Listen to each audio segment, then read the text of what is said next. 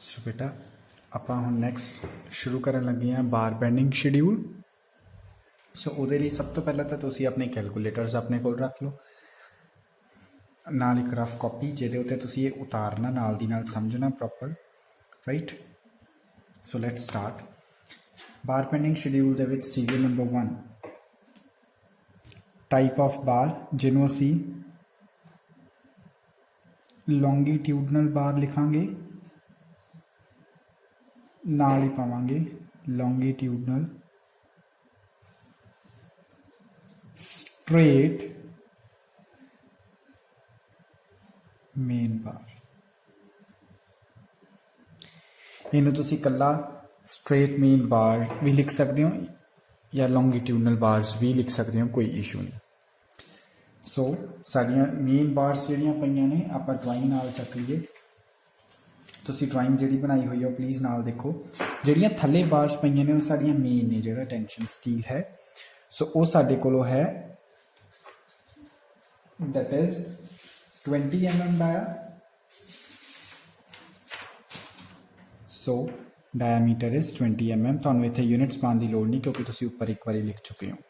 Shape of bar straight ਬਾਰ ਹੈ। Number of ਬਾਰਸ 3 ਆ। ਇਹ ਤੁਹਾਨੂੰ ਸਾਰਾ ਕੁਝ ਦਿੱਤਾ ਹੋਇਆ, 3 ਬਾਰਸ ਆਫ 20 mm ਡਾਇਆ ਮੇਨ ਬਾਰਸ ਨੇ। ਹੁਣ ਆਈਏ ਅਸੀਂ ਲੈਂਥ ਤੇ, ਸਾਡੀ ਬਾਰ ਦੀ ਲੈਂਥ ਕਿੰਨੀ ਹੋਏਗੀ। ਇਹ ਆਪਾਂ ਡਰਾਇੰਗ ਬਣਾਈ ਸੀ ਬੇਟਾ। ਹੁਣ ਇਹਦੇ ਵਿੱਚ ਇੱਕ ਚੀਜ਼ ਦਾ ਬਹੁਤ ਖਾਸ ਖਿਆਲ ਰੱਖਿਆ ਜਾਵੇ। ਜਦੋਂ ਮੈਂ ਇਹ ਡਰਾਇੰਗ ਬਣਾਈ ਸੀ ਉਦੋਂ ਮੈਂ ਸਾਈਡ ਤੋਂ ਬਾਰਸ ਨੂੰ ਬਿਲਕੁਲ ਨਾਲ ਨਹੀਂ ਲਗਾਇਆ ਸੀ। ਅਸੀਂ ਥੋੜੀ ਜੀ ਜਗ੍ਹਾ ਛੱਡ ਦਿੰਦੇ ਹਾਂ, ਜਿਸ ਜਗ੍ਹਾ ਨੂੰ ਮੇਰੇ ਖਿਆਲ ਨਾਲ ਤੁਹਾਨੂੰ ਸਾਰਿਆਂ ਨੂੰ ਯਾਦ ਹੀ ਹੋਊਗਾ। This thing is called cover. So it is called clear cover. ਇਹ ਵੀ ਕਲੀਅਰ ਕਵਰ ਹੋ ਗਿਆ। ਉੱਪਰੋਂ ਵੀ ਅਸੀਂ ਥੋੜਾ ਜਿਹਾ ਡਿਸਟੈਂਸ ਛੱਡ ਕੇ ਥੱਲੇ ਨੂੰ ਬਾਰਸ ਪਾਈਆਂ, ਇਹਨੂੰ ਵੀ ਅਸੀਂ ਕੀ ਕਹਿ ਦਿੰਦੇ ਹਾਂ, ਕਲੀਅਰ ਕਵਰ। ਔਰ ਬੀਮ ਦੇ ਵਿੱਚ ਅਸੀਂ ਕਲੀਅਰ ਕਵਰ ਕਿੰਨਾ ਮੰਨ ਕੇ ਚੱਲਾਂਗੇ, 20 mm, ਰਾਈਟ। ਦੂਸਰੀ ਚੀਜ਼, ਇਸ ਜਿਹੜਾ ਬੀਮ ਦੇ ਬਿਲਕੁਲ ਸਾਈਡ ਦੇ ਉੱਤੇ ਇਹ ਵਾਲਾ ਕਲੀਅਰ ਕਵਰ ਹੁੰਦਾ, ਇਹਨੂੰ ਸਮਟਾਈਮਸ ਅਸੀਂ ਐਂਡ ਕਵਰ ਵੀ ਬੋਲ ਦਿੰਦੇ ਹਾਂ, ਰਾਈਟ। ਸੋ ਹੁਣ ਅਸੀਂ ਸਭ ਤੋਂ ਪਹਿਲਾਂ ਦੇਖੀਏ ਮੇਨ ਬਾਰ। ਗ੍ਰੀਨ ਵਾਲੀ ਲਾਈਨ ਦੇ ਉੱਤੇ ਤੁਸੀਂ ਆਪਣਾ ਖਿਆਲ ਕਰਨਾ, ਕੈਲਕੂਲੇਟਰ ਚੱਕੋ ਆਪਣੇ, ਬਿਲਕੁਲ ਐਂਡ ਤੋਂ ਲੈ ਕੇ ਐਂਡ ਤੱਕ ਦੇਖੋ ਜਰਾ ਤੁਹਾਡੀ ਬੀਮ ਦੀ ਲੰਬਾਈ ਕਿੰਨੀ ਆ। ਅੰਦਰੋਂ ਅੰਦਰ 4 ਮੀਟਰ, 200 mm ਇੱਧਰਲੀ ਸਾਈਡ, 200 mm ਇੱਧਰਲੀ ਸਾਈਡ। ਜੇ ਮੈਂ ਮੀਟਰ ਤੇ mm ਦੇ ਵਿੱਚ ਬੋਲ ਰਿਹਾ, ਤੁਸੀਂ ਉਹਦਾ ਖਿਆਲ ਆਪ ਕਰਨਾ, ਉਹਨੂੰ ਇੱਕ ਯੂਨਿਟਸ ਦੇ ਵਿੱਚ ਕਨਵਰਟ ਕਰ ਲਓ। ਸੇ ਜੇ ਮੈਂ ਕਹਾਂ ਸੌਖੇ ਢੰਗ ਨਾਲ, it is 4000 mm plus 200 mm ਇਹਦੇ ਉੱਪਰ, 200 mm ਇਹਦੇ ਉੱਪਰ। ਮੈਂ ਐਂਡ ਟੂ ਐਂਡ ਲੈ ਰਿਹਾ ਬੀਮ ਸਿਰਫ। ਸੋ ਕਿੰਨਾ ਹੋ ਗਿਆ ਮੇਰੇ ਕੋਲੋਂ ਟੋਟਲ ਬਾਰ ਦੀ ਲੈਂਥ ਮੇਨ ਬਾਰ ਦੀ 400। ਆਪਾਂ ਇਹਨੂੰ ਕਿਤੇ ਹੋਰ ਹੀ ਲਿਖ ਲੈਂਦੇ ਹਾਂ।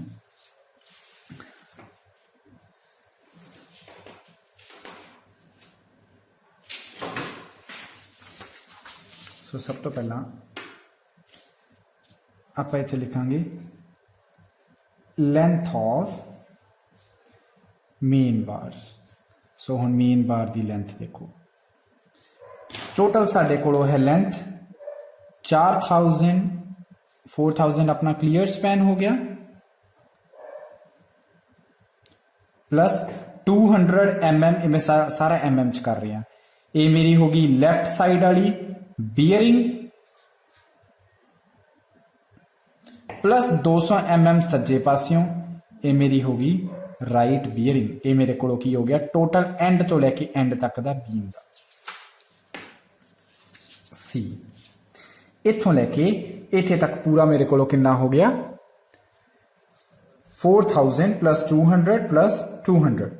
ਸੋ ਇਹ ਆ ਗਿਆ 4400 ਟੋਟਲ ਸਪੈਨ। ਪਰ ਮੇਰਾ ਸਰੀਆ ਬਿਲਕੁਲ ਨਾਲ ਨਹੀਂ ਲੱਗਿਆ ਹੋਇਆ, ਥੋੜੀ ਥੋੜੀ ਜਗ੍ਹਾ ਛੱਡੀ ਆ। ਔਰ ਉਹ ਕੀ ਆ ਜਗ੍ਹਾ ਕਿਹੜੀ ਛੱਡੀ, ਕਲੀਅਰ ਕਵਰ ਦੀ।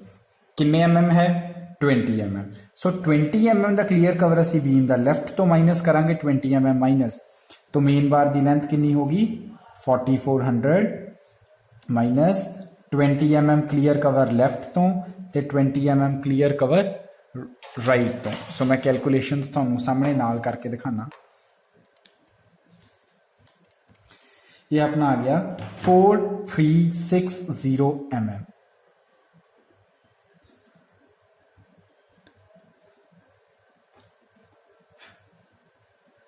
ठीक है जी। दूसरी चीज ਇਹਨੂੰ ਅਸੀਂ ਮੀਟਰਸ ਦੇ ਵਿੱਚ ਵੀ ਕਰ ਲਈਏ 4.36 ਮੀਟਰਸ ਰਾਈਟ। ਸੋ ਹੁਣ ਅਸੀਂ ਇੱਥੇ ਆਪਣੇ ਬਾਰ ਬੈਂਡਿੰਗ ਸ਼ਡਿਊਲ ਤੇ ਨੋਟ ਕਰ ਲਈਏ। ਇੱਥੇ ਅਸੀਂ ਜਿਹੜੀ ਲੈਂਥ ਲਿਖਣੀ ਹੁੰਦੀ ਹੈ ਮੀਟਰਸ ਵਿੱਚ ਲਿਖਣੀ ਹੁੰਦੀ ਹੈ। ਸੋ ਇਟ ਇਜ਼ 4.36 ਇਹ ਮੇਰੀ ਇੱਕ ਬਾਰ ਦੀ ਲੈਂਥ ਆ ਗਈ ਬੇਟਾ। ਔਰ ਸਾਡੇ ਕੋਲ ਨੰਬਰ ਆਫ ਬਾਰਸ ਕਿੰਨੀਆਂ ਨੇ 3। ਸੋ ਟੋਟਲ ਲੈਂਥ ਤੁਸੀਂ ਕਿਵੇਂ ਕੈਲਕੂਲੇਟ ਕਰੋਗੇ 4.36 into 3 that is 13.08 ठीक है जी। ये साडे कोलों आ गई टोटल लेंथ 3 बार्स की। अगे जी वेट पर मीटर जिन्हों ने ट्रेनिंग लाई होएगी उन्होंने पता होगा कि वेट पर मीटर किमें कड्डी दा। फॉर एग्जाम्पल आ मेरा एक सरिया, ये सरिये का डायामीटर है 20 mm डाया। ठीक है जी। ये मेरे जिन्ना भी लंबा सरिया सानू उहदे नाल लेना देना नहीं। सो जदों असी सरिये का भार कढ़दे हुंदे ना हमेशा 1 मीटर दे लई कढ़दे आ क्योंकि साडे कोलों देखो इन्नी लेंथ आ या कह लो टोटल लेंथ 13.08 आ ते असी 13.08 कढ़न दी बजाए साइड दे उत्ते क्योंकि साइड दे उत्ते कोई 13.08 होगी लेंथ कोई कुछ होगी कल्ले कल्ले दी अलग अलग नहीं कढ़ांगे। असी फिर की करांगे 1 मीटर दी लेंथ पहला कैलकुलेट कर लवांगे। 1 मीटर दी जिन्नी होगी ओनू 13.08 ना कर लो, ओनू 4.36 ना कर लो, मतलब किसी भी लेंथ नाल मल्टीप्लाई करांगे टोटल वेट आ जाएगा।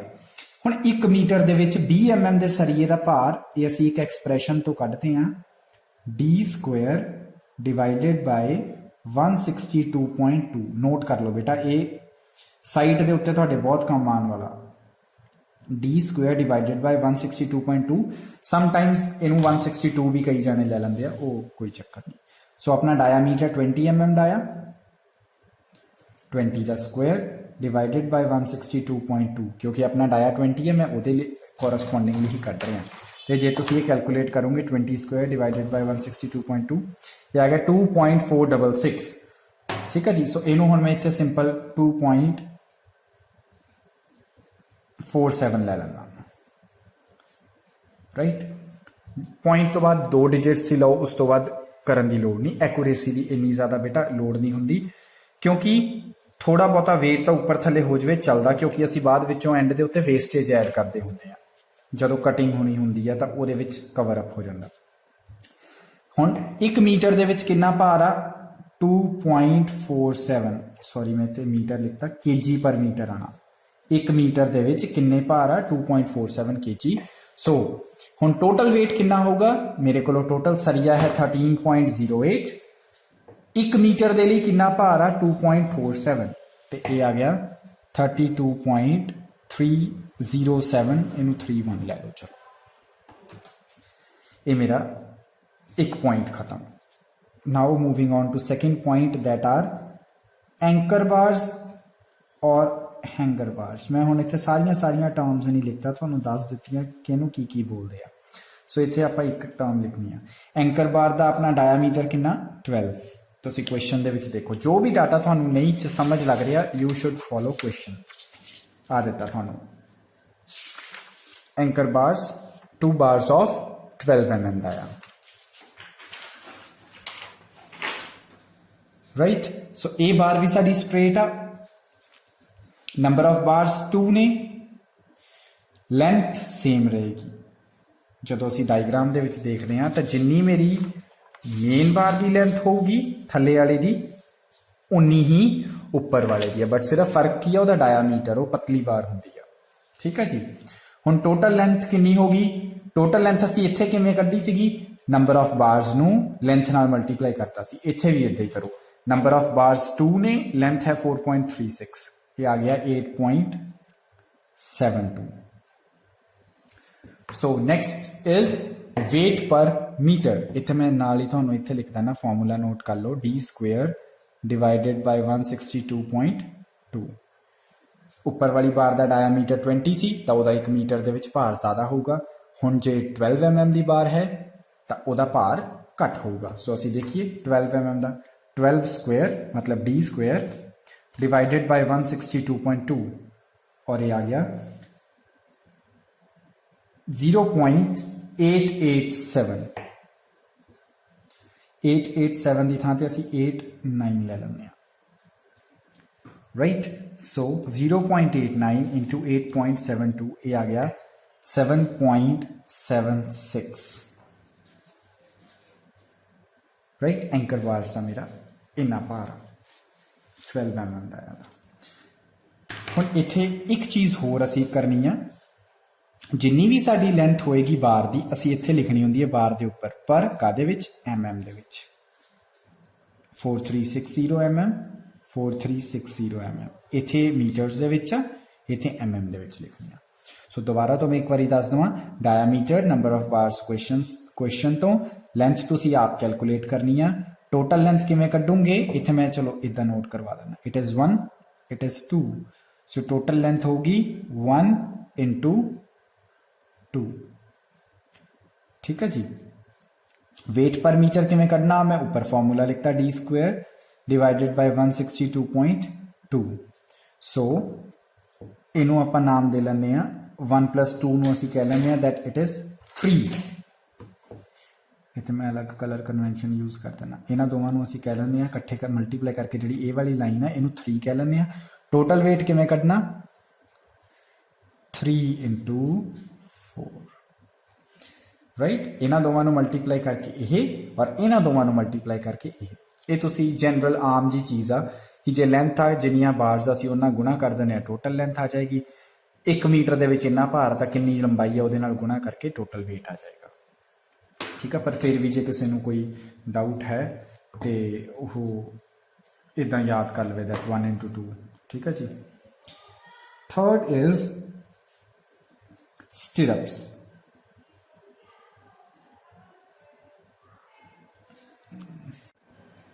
सो थर्ड इज स्टिरअप्स हुण स्टिरअप्स का डाया अपने को कितना क्वेश्चन दे विच गिवन 8 mm डाया और स्टिरअप की शेप किस ढंग की होएगी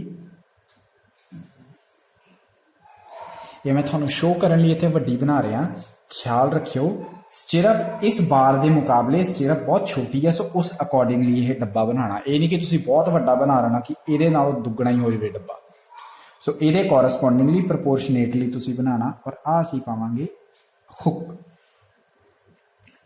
राइट हुण असी स्टिरअप इत्थे मैं नंबर्स ऑफ बार्स कट देना इत्थे कल्ला तुसी नंबर्स ही लिख लो ठीक है जी हुण नंबर्स असी देखना नंबर ऑफ स्टिरअप्स कितनियां ने सो स्टिरअप के लिए थोड़ा जा सानू कैलकुलेशन वाल जाना पैना मैं इत्थे क्रॉस सैक्शन तो सानू स्टिरअप की लेंथ मिलेगी बेटा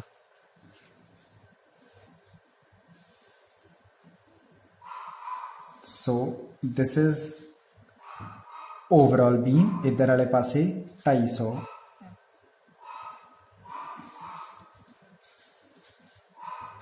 और इधर वाले पासे 400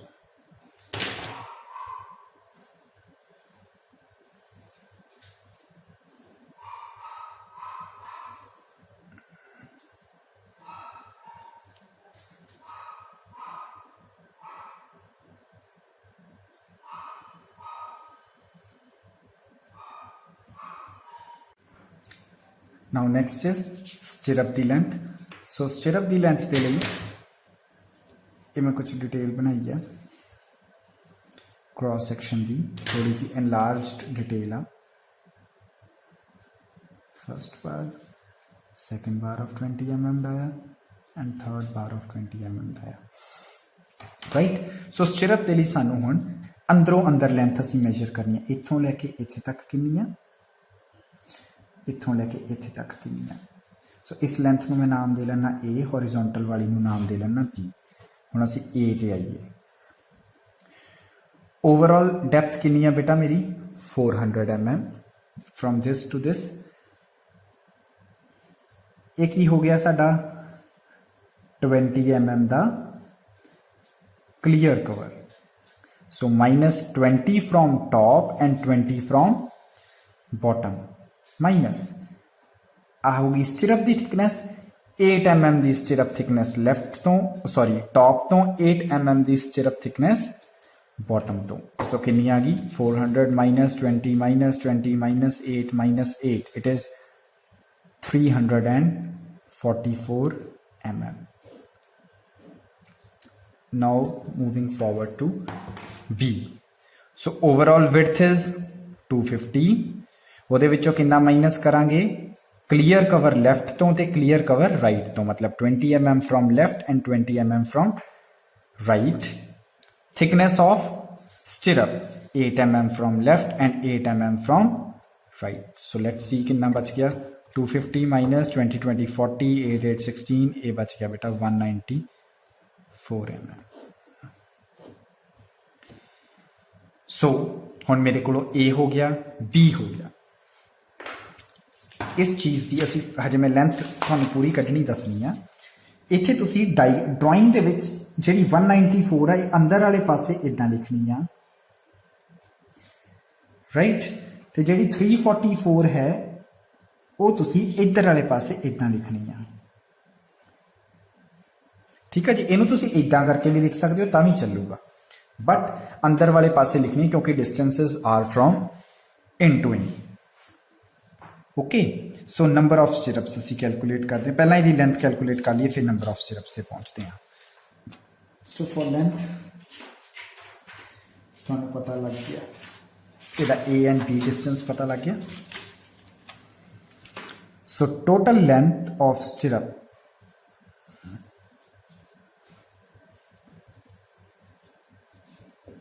देखो बेटा दो 344 दियां लेंथ 344 प्लस 344 ये पेन पता थोड़ा जा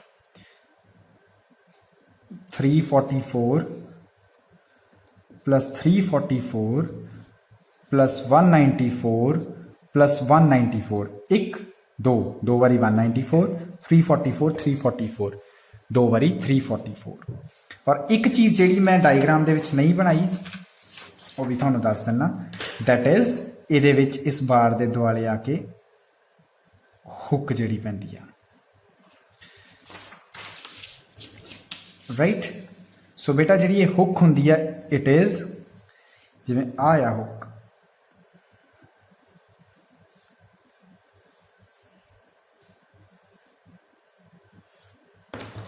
आ थोड़ी मेन बार आ सो जी थोड़ी हुक का बेंड होने तो बाद बेटा it is 8 dia that means 8 into stirrup का डाया कितना 8 किन्ने mm हो गया 64 mm 64 mm एक हुक वाले वास्ते 64 mm दूसरी हुक वास्ते मतलब जे मैं सीधे ढंग नाल लिखा 8 डाया ये तो 8 डाया ये टोटल कितना हो गया 16 डाया सो इनू प्लस करके असी जरा टोटल लेंथ ऑफ स्टिरअप देखिए 344 प्लस 194 प्लस 194 प्लस 64 प्लस 64 ये आ गया 1204 mm जिन्होंने मैं मीटर्स दे विच करा 1.204 मीटर राइट हुण असी इत्थे लिखांगे 1.20 या 21 लिख लो 20 लिखो 4 5 नालों घट सो 1.20 हो गया थोड़ी length now moving forward to number of stirrups number of stirrups किमें कटनी है effective span divided by spacing plus 1 so अपना इफेक्टिव स्पैन कितना सी आर इफेक्टिव स्पैन इज 4.20 मतलब 4200 है स्पेसिंग आपां नूं क्वेश्चन दे विच गिवन आ स्टिरप्स की कितनी गिवन आ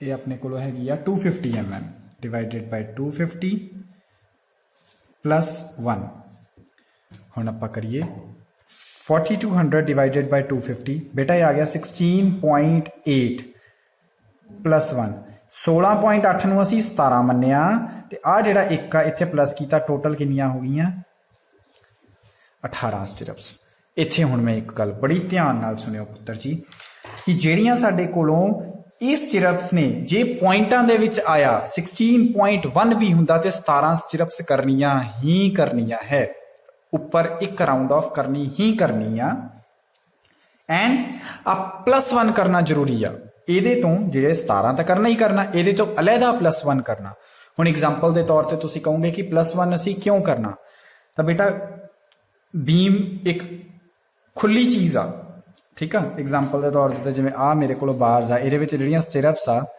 ਇਹ ਓਪਨ ਆ ਇੱਕ ਫਿਗਰ ਆ ਜਿਹੜੀ ਖੁੱਲੀ ਫਿਗਰ ਆ, ਇੱਕ ਲਾਈਨ ਆ ਸਿੱਧੀ, ਠੀਕ ਆ। ਤੇ ਜਦੋਂ ਤੁਸੀਂ ਕੁਝ ਵੀ ਲਾਈਨ ਨੂੰ ਕਦੀ ਵੀ ਹਿੱਸਿਆਂ ਦੇ ਵਿੱਚ ਵੰਡਦੇ ਹੋ ਨਾ, ਜੇ ਸਿੰਪਲ ਜਿਹੇ ਤੌਰ ਤੇ ਕਹਾਂ ਬਾਲਸ ਤੁਸੀਂ ਰੱਖਣੀਆਂ ਸ਼ੁਰੂ ਕੀਤੀਆਂ 1 2 3 4 5 ਤੇ 6, ਜੇ 6 ਬਾਲਸ ਆ 1 2 3 4 5 ਆਟੋਮੈਟਿਕਲੀ ਸਪੇਸਿੰਗ ਕਿੰਨੀ ਹੁੰਦੀ ਆ, ਇੱਕ ਘੱਟ ਹੁੰਦੀ ਆ, ਠੀਕ ਆ। ਤੇ ਆਪਾਂ ਇੱਥੇ ਯੂਜ਼ ਕੀ ਕੀਤੀ ਆ, ਸਪੇਸਿੰਗ। ਜੇ ਅਸੀਂ ਸਪੇਸਿੰਗ ਯੂਜ਼ ਕਰਾਂਗੇ ਤਾਂ ਉਹਦੇ ਅਕੋਰਡਿੰਗਲੀ ਜਿਹੜੀਆਂ ਚੀਜ਼ਾਂ ਸੀ ਰੱਖੀਆਂ ਨੇ ਉਹ ਕਿੰਨੀਆਂ, ਇੱਕ ਚੀਜ਼ ਜ਼ਿਆਦਾ, ਸਪੇਸਿੰਗ ਜੇ 5 ਆ ਤੇ ਚੀਜ਼ਾਂ ਕਿੰਨੀਆਂ ਨੇ 6। ਹੋਰ ਬਹੁਤ ਸੋਹਣੀ ਐਗਜ਼ਾਮਪਲ ਕੁਦਰਤ ਤੋਂ ਹੀ ਦੇਖ ਲਓ, ਆਪਣਾ ਹੱਥ ਆ, it is an open figure. ਹੁਣ ਓਪਨ ਫਿਗਰ ਦੇ ਵਿੱਚ 1 2 3 4 5 ਸਟਿਰਪਸ ਨੇ, ਪਰ ਉਹਦੀਆਂ ਸਪੇਸਿੰਗਸ ਕਿੰਨੀਆਂ ਨੇ, 4, ਠੀਕ ਹੈ ਜੀ। ਉਸੇ ਢੰਗ ਦੇ ਨਾਲ ਆਪਣੀਆਂ ਸਟਿਰਪਸ ਦਾ ਵੀ ਲੌਜਿਕ ਉਹੀ ਲੱਗਦਾ ਕਿ ਇੱਥੇ +1 ਤਾਂ ਕਰਨਾ ਪੈਂਦਾ ਕਿਉਂਕਿ ਜੇ ਸਪੇਸਿੰਗ ਦੇ ਹਿਸਾਬ ਨਾਲ ਚੱਲਾਂਗੇ ਤਾਂ ਸਪੇਸਿੰਗ ਇੱਕ ਘੱਟ ਹੁੰਦੀ ਆ ਚੀਜ਼ਾਂ ਦੇ ਨਾਲ। ਉਹ ਚੀਜ਼ਾਂ ਚਾਹੇ ਬਾਲਸ ਹੋਣ, ਚਾਹੇ ਉਂਗਲੀਆਂ ਹੋਣ, ਚਾਹੇ ਸਟਿਰਪਸ ਹੋਣ, ਐਨੀਥਿੰਗ। ਹਾਂ, ਜੇ ਉਹੀ ਚੀਜ਼ ਬੰਦ ਵਿੱਚ ਪਈ ਹੋਵੇ, ਬੰਦ ਦੇ ਵਿੱਚ ਮਤਲਬ ਸਰਕਲ ਕਹਿ ਲਓ। ਹੁਣ ਮੈਂ ਸਰਕਲ ਦੇ ਵਿੱਚ 1 2 3 4, ਜੇ ਮੈਂ 4 ਬਾਰਸ ਟਿਕਾਈਆਂ ਤੇ 1 2 3 4 ਹੀ ਸਪੇਸਿੰਗਸ ਰਹਿ ਗਈਆਂ, ਰਾਈਟ। ਸੋ ਇਹ ਓਪਨ ਫਿਗਰ ਦੇ ਵਿੱਚ ਸਾਨੂੰ ਇਦਾਂ ਕਰਨਾ ਪੈਂਦਾ। ਜੇ ਅਸੀਂ ਕਲੋਜ਼ ਜਿਹੜੀ ਕਰਦੇ ਤਾਂ ਅਸੀਂ ਇੱਥੇ +1 ਨਹੀਂ ਕਰਦਾ ਸੀ, ਠੀਕ ਆ। ਖੈਰ ਸਟਿਰਪਸ ਉਦਾਂ ਹੁੰਦੀਆਂ ਵੀ ਨਹੀਂ, ਸਰਕੂਲਰ ਬੀਮਸ ਦੇ ਵਿੱਚ ਹੁੰਦੀਆਂ, ਪਰ ਉਹ ਤੁਹਾਡੇ ਸਿਲੇਬਸ ਦੇ ਵਿੱਚ ਹੈ ਨਹੀਂ। ਸੋ ਹੁਣ ਆਪਣੇ ਕੋਲ ਇੱਥੇ ਆਪਣੇ ਕੰਮ ਦੀ ਚੀਜ਼ ਆ ਗਈ 18, that is number of stirrups. Moving on to bar bending schedule 18. ਸੋ ਇੱਕ ਬਾਰ ਦੀ ਲੈਂਥ ਹੈ 1.2, ਇਹ ਆ ਗਿਆ 21.6। 8 mm ਦਾ weight ਪਰ ਮੀਟਰ ਕੱਢੋ, 0.395 ਜਾਂ 0.39 ਕਰ ਲਓ, राइट। 21.6 into 0.39, 8.42, right. हुणे तुहाडे कोलों टोटल वेट्स आ गए बेटा जी। इत्थे तुसी लाइन मार दो, इन्हां तिन्नां नूं प्लस कर दो, 32.31 प्लस 7.76 प्लस 8.42 और ये आ गया 48.49 kgs। सो इनू असी लिखांगे इत्थे टोटल वेट, राइट। और सरिया असी कटना वढ़ना उहदे करके भी फर्क पै जांदा है ना, कोई लेंथ घट जाती है, कोई लेंथ वध जाती है। उहदे लई असी की करते हैं, 5% वेस्टेज ऐड करते हैं।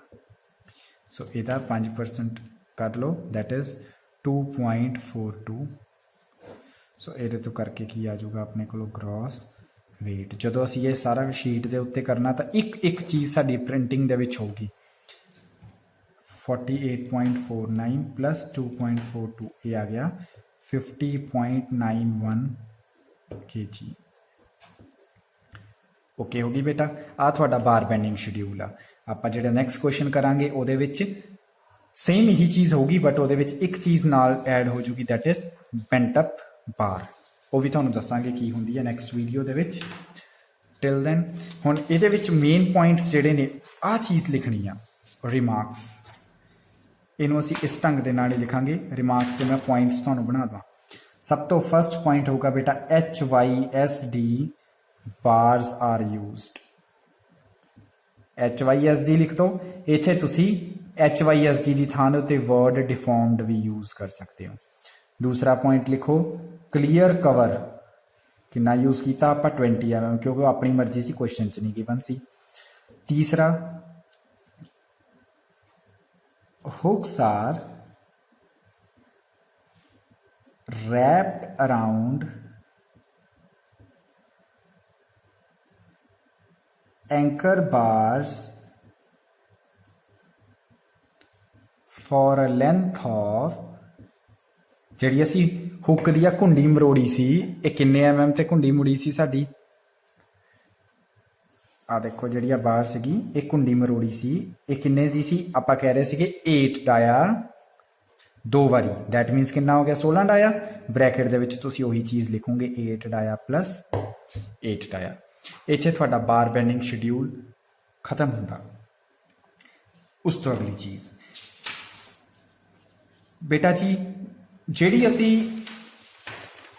ਹੁੱਕ ਪਾਉਂਦੇ ਆ ਉਹਦਾ ਵੀ ਲੌਜਿਕ ਹੁੰਦਾ ਕਿ ਇਹ ਉੱਪਰ ਹੀ ਕਿਉਂ ਪਾਈ ਜਾਂਦੀ ਆ। ਹੁਣ ਮੈਂ ਇੱਥੇ RCC ਸ਼ੁਰੂ ਤਾਂ ਨਹੀਂ ਕਰਨ ਲੱਗਾ, ਨੂਮੈਰੀਕਲ ਵਾਲੀ ਜਿਹੜੀ ਤੁਸੀਂ ਪਿਛਲੇ ਸਮੈਸਟਰ ਪੜ੍ਹੀ ਆ, ਪਰ ਸਿੰਪਲ ਜਿਹਾ ਇੱਕ ਬੇਸਿਕ ਦੱਸ ਦਿੰਨਾ ਕਿ ਆ ਮੇਰੀ ਉਦੋਂ ਨਿਊਟਰਲ ਐਕਸਰਸਾਈਜ਼ ਪੜ੍ਹੀ ਸੀ ਜਿਹਦੇ ਥੱਲੇ ਟੈਂਸ਼ਨ ਫੋਰਸ ਹੁੰਦੀ ਸੀ, ਜਿਹਦੇ ਉੱਪਰ ਕੰਪਰੈਸ਼ਨ ਫੋਰਸ ਹੁੰਦੀ ਸੀ। ਠੀਕ ਆ ਜੀ।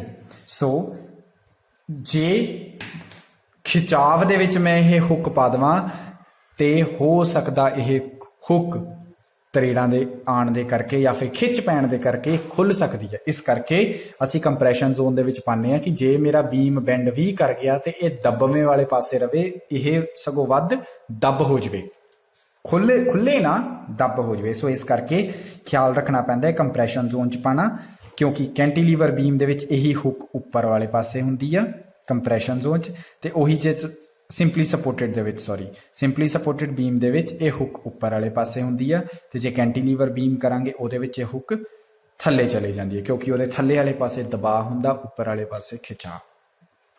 ਉਹ ਆਪਾਂ ਨੈਕਸਟ ਅਪਕਮਿੰਗ ਵੀਡੀਓਜ਼ ਦੇ ਵਿੱਚ ਕਰਾਂਗੇ। ਠੀਕ ਆ ਜੀ। ਇਹ ਸਾਰਾ ਨੂਮੈਰੀਕਲ ਕਰੋ। ਇਹਦੇ ਨਾਲ ਮੈਂ ਇੱਕ ਤੁਹਾਨੂੰ ਹੋਰ ਕੁਐਸਚਨ ਪਾ ਦਿੰਨਾ, ਉਹ ਪ੍ਰੈਕਟਿਸ ਦੇ ਲਈ ਕਰੋ। ਆਪਣੇ ਡਰਾਇੰਗ ਦੇ ਲੈਕਚਰ ਦੇ ਵਿਦਨ ਇਹ ਕੰਮ ਕੰਪਲੀਟ ਕਰ ਲਓ। ਠੀਕ ਆ ਬੇਟਾ, ਓਕੇ, ਥੈਂਕ ਯੂ। ਹੁਣ ਆਪਣੀ ਪ੍ਰੈਕਟਿਸ ਕਰ ਲਓ। ਜੇ ਕੋਈ ਵੀ ਡਾਊਟ ਆ ਮੈਨੂੰ ਤੁਸੀਂ WhatsApp ਦੇ ਉੱਤੇ ਮੈਸੇਜ ਕਰ ਦਿਓ, ਜਾਂ ਫਿਰ ਮੈਨੂੰ ਕਲਾਸਰੂਮ ਦੇ ਵਿੱਚ ਤੁਸੀਂ ਮੈਸੇਜ ਕਰ ਸਕਦੇ ਹੋ, ਓਕੇ, ਜਾਂ ਫਿਰ ਮੇਲ ਤੇ। ਓਕੇ ਬੇਟਾ।